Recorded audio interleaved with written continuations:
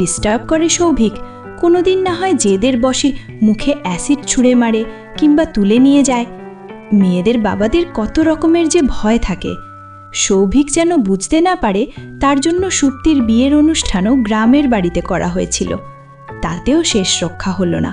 পার্লারে সাজতে গিয়ে বউ সেজে বাড়িতে ফেরার সময় সুপ্তিকে সুকৌশলে কিডন্যাপ করা হলো। অনেকক্ষণ জ্ঞান ছিল না, কতটা সময় অজ্ঞান হয়ে পড়েছিল সঠিক বলতে পারবে না সুপ্তি। জ্ঞান ফিরে দেখে ওকে একটা তালাবদ্ধ ঘরে আটকে রাখা হয়েছে, পাশেই সৌভিক বসে আছে। তারপরের গল্পটা তো আপনারা জানেনই।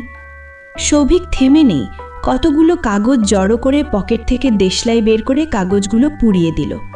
কাগজ পোড়া বিকট গন্ধে খুক খুক করে কেসে উঠল সুপ্তি। সৌভিকের হাতের সাথে সুপ্তির শাড়ির আঁচলটা শক্ত করে বাঁধল সৌভিক।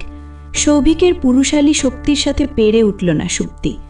সৌভিক জলজলে চোখে একবার সুপ্তির দিকে তাকালো, ধীর কণ্ঠে বলল, গাঁটছড়া বাঁধা হয়ে গেছে, এবার 7 পাক ঘুরব চলো।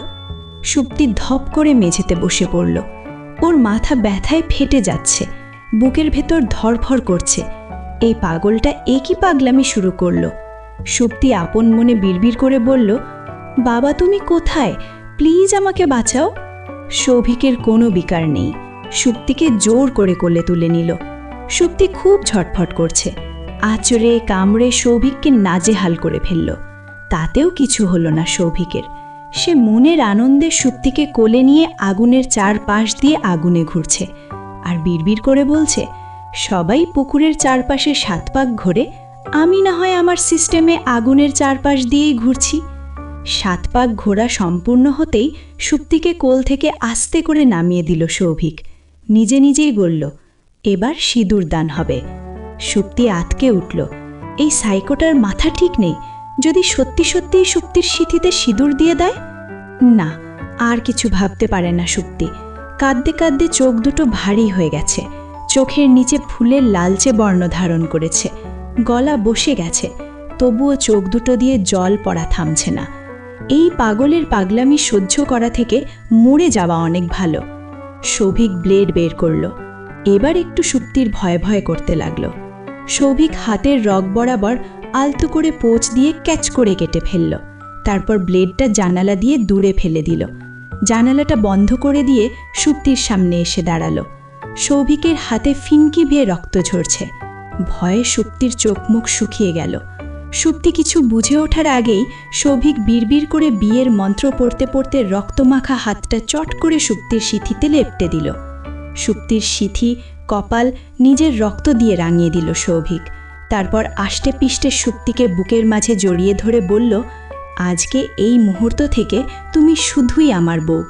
এই পৃথিবীর কোনো শক্তি আর কখনো তোমাকে আমার কাছ থেকে আলাদা করতে পারবে না, কোনো দিনও না। সুপ্তির দম বন্ধ হয়ে এলো।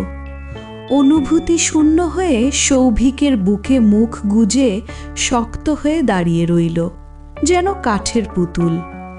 এখান থেকে সসম্মানে ছাড়া পাবার যেটুকু আশা ভরসা মনে ছিল, সব যেন এক নিমিষেই মিলিয়ে গেল। সৌভিক সুপ্তির মুখটা 2 হাতের আজলায় তুলে ধরল। অনেকক্ষণ সুপ্তির মুখের দিকে মুগ্ধ দৃষ্টিতে তাকিয়ে থেকে সুপ্তির ঠোঁটে গভীর চুমু এঁকে দিল। সুপ্তি সম্বিত ফিরে পেতেই সৌভিককে ধাক্কা মেরে দূরে সরিয়ে দিতে চাইল। সৌভিক 2 হাতে সুপ্তির কোমর শক্ত করে চেপে ধরল, কিছুতেই সুপ্তিকে ছেড়ে দিল না, আরও কাছে টেনে নিল। সাপে কামড়ালে যেমন ধীরে ধীরে শরীর বিষাক্ত হয়ে ওঠে, সৌভিকের প্রতিটা স্পর্শ ঠিক তেমনভাবেই সুপ্তির শরীরে বিষক্রিয়া ছড়িয়ে দিচ্ছে। রাগে, দুঃখে, ক্ষোভে সুপ্তির শরীর জ্বলছে, মন পুড়ছে। সৌভিক সুপ্তিকে ছেড়ে দিল না, চট করে কোলে তুলে নিল। সুপ্তি সৌভিকের কোল থেকে নামার জন্য ছটফট করতে লাগল। সৌভিক সুপ্তির চোখের দিকে তাকিয়ে গাঢ় কণ্ঠে বলল, এই দিনটার জন্য আমি কত দিন অপেক্ষা করেছি সুপ্তি, তোমার কোনো ধারণাও নেই।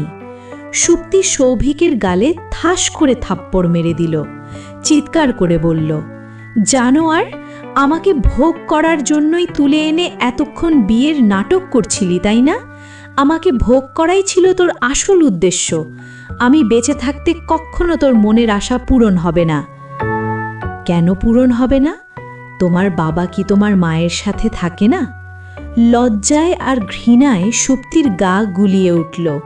ছি! গল্পটি আপনাদের কেমন লাগলো কমেন্ট করে আপনাদের মতামত জানান। আমাদের জীবন কথা চ্যানেলটি সাবস্ক্রাইব করুন এবং বন্ধুদের সাথে ভিডিওটি শেয়ার করুন।